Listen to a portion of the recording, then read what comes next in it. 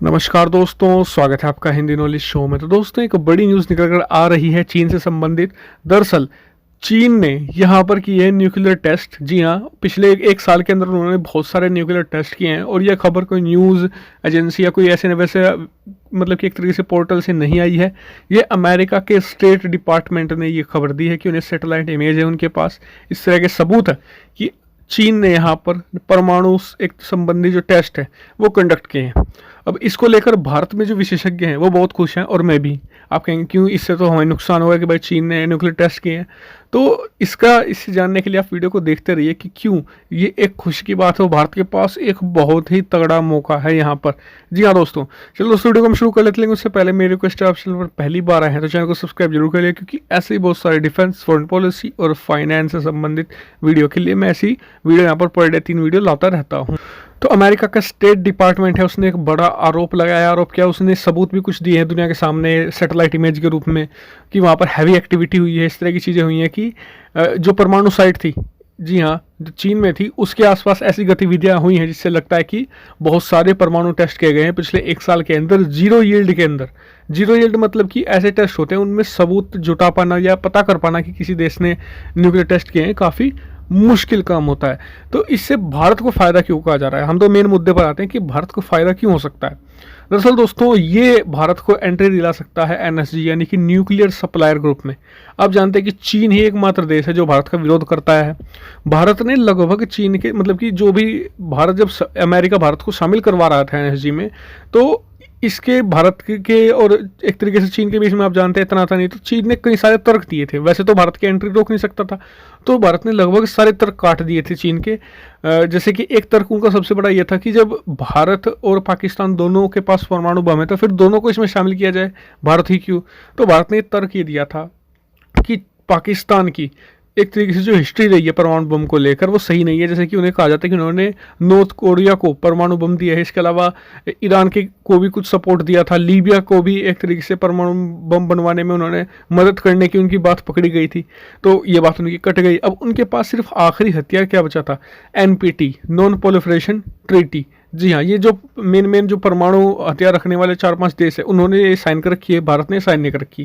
तो उन्होंने कहा था कि जब भारत ने इसे साइन नहीं किया है तो उसकी एंट्री कैसे करवा दी जाए एनएसडी में। तो अब अब भारत के पास ये भी काट आ गई है। जी हाँ, अब भारत कह सकता है कि जब चीन खुद ही एनपीटी का पालन नहीं कर रहा है तो इस संधि का कोई मतलब ही नहीं बनता। जी हाँ, और एनपीटी को लेकर भी भारत के कई सारे कंसर्न हैं। जैसे कि ये भारत का कहना है कि ये ध्यान में रखकर बनाई गई है। जो 4-5 टॉप देश हैं, जो एक तरीके से जो शक्तिशाली देश है, खास करके जो जैसे कि जो फ्रांस, चीन हो गया, रूस हो गया, अमेरिका, इनके प्रति ये ज़्यादा झुकी हुई ये संधि मानी जाती है। भारत से साइन करके फंसना नहीं चाहता था और इसलिए भारत ने आज तक इसे साइन नहीं किया है। तो अब भारत के पास ये भी काट है और अब अमेरिका भारत को इजीली एक्सेस दिलवा सकता है न्यूक्लियर सप्लाई ग्रुप का। न्यूक्लियर सप्लाई ग्रुप का भारत को एक्सेस मिलना बहुत ज़रूरी है, क्योंकि इससे भारत को आसानी होगी न्यूक्लियर जो परमाणु संबंधी जितनी भी टेक्नोलॉजी है वो मिलना, और परमाणु हथियार में इस्तेमाल होने वाली है फिर हमारी जो एनर्जी को लेकर जो हमारी नीड है, मतलब कि हम कोयले से एक तरीके शिफ्ट हो सकते हैं न्यूक्लियर एनर्जी की तरफ। तो इसमें भी भारत को बहुत सारी एक तरीके से एक आप कह सकते हैं कि टेक्नोलॉजी मिलेगी, और दूसरा हम साफ ईंधन भी मिल सकता है। ये हमें बहुत ज़रूरी है एनएसजी में। आप जानते हैं कि बहुत बड़ा ग्रुप है इसमें, और इसमें जो टॉप पावरफुल देश ही शामिल होते हैं। तो यानी कि अब का खबर ये कही जा रही है, विशेषज्ञ ये कह रहे हैं कि भारत को अमेरिका अब आसानी से एक्सेस दिलवा सकता है। इसके अलावा एक और फ़ायदा ये भी कहा जा रहा है कि अब एनपीटी की जगह एक फेयर ट्रीटी सामने आएगी जिसमें सभी को इक्वल शेयर मिलेगा। सिर्फ ये 4-5 देशों को ताकत नहीं मिलने वाली है, क्योंकि अमेरिका भी चाहेगा रोकना चीन की जो कारस्तानियाँ हैं इन्हें,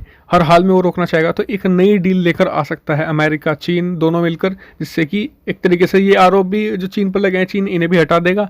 और क्योंकि और एक फ़ायदा मुझे और भी दिख रहा है इसमें, फ़ायदा ये कि चीन की छवि को लगातार डेंट पहुंच रहा है। अभी तक तो सिर्फ कोरोना वायरस की वजह से, लेकिन अब जो न्यूक्लियर परमाणु इसको लेकर चीन की पश्चिमी देशों में खासी आलोचना हो रही है, और ये चीन के लिए गले की फांस बन सकता है। ऐसे समय में जब उसकी छवि ऑलरेडी बहुत ज़्यादा डेंट पा चुकी है, ऐसे में एक और डेंट उसके लिए एक कब्रगाह की तरह सामने आ सकता है कि दुनिया भर के देश उस पर कुछ रिस्ट्रिक्शन भी लगा दे। क्योंकि आप जानते हैं कि जो पश्चिमी देश है वो कैसे सेंसिटिव हैं परमाणु तकनीक के लिए, और कैसे एक तरीके से वो किसी भी देश पर एग्रेसिव हो जाता है जब बात परमाणु हथियारों की आती है।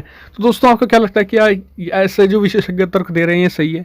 क्या भारत को अब आसानी से मिल सकते हैं न्यूक्लियर सप्लाई ग्रुप की टेक्नोलॉजी? क्योंकि देखिए, परमाणु बम तो चीन के पास पहले से भी थे, जिसके खिलाफ उनके पास एक तरीके से इनफ परमाणु बम है। ऐसा नहीं कि उन्होंने बढ़ा लिया, ये परमाणु बम का जो जखीरा वो बढ़ा रहे हैं वो अमेरिका के लिए है, भारत के लिए नहीं है। और भारत के पास भी इनफ है चीन के लिए। तो भारत के और चीन के परमाणु बमों को लेकर तो एक इतनी बड़ी कोई खास विशेष बात नहीं थी। हालांकि आप अपने कमेंट करके आप अपनी बात जरूर बताइएगा। साथ ही चैनल को सब्सक्राइब करना मत भूलिए ऐसी बहुत सारी डिफेंस, फॉरेन पॉलिसी और फाइनेंशियल वीडियो के लिए। वीडियो देखने के बाद धन्यवाद। Thank you for watching video.